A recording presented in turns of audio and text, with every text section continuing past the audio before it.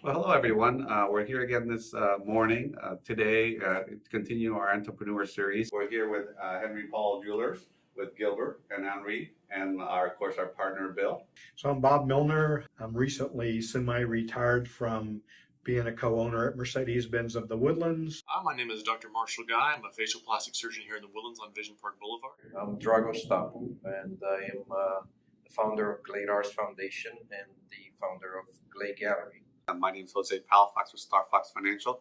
I'm the founding member for Starfox Financial Services. What we're going to be doing is interviewing business owners locally that we like to learn more about and how they're running their business, how they're running their financial life, and of course, to learn more about them.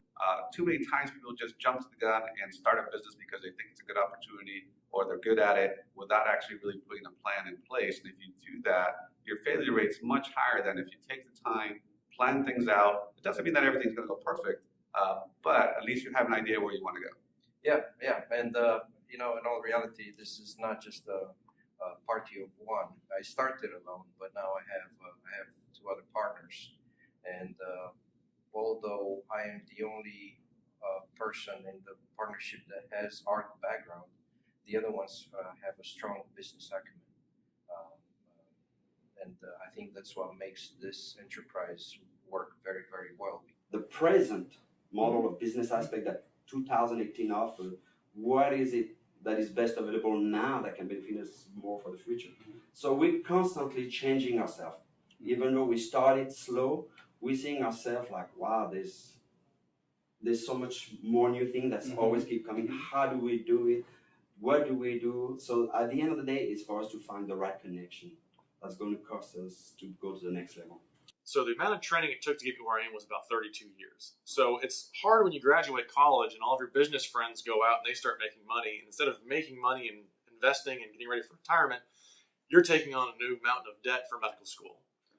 Although we are paid in our residency based on the number of hours, it's probably less than minimum wage. And so you're deferring about 9 years worth of economic growth you could have had starting in your 20s until your 30s.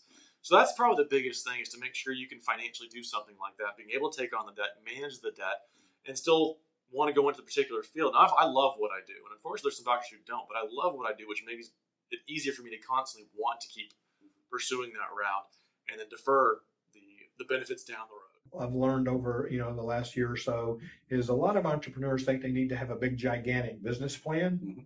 And today you really don't. I mean, if you look at business plans that are presented, for instance, in Silicon Valley and to venture capitalists with a business idea to get funding for a business, they're usually like 2 or 3 pages, right?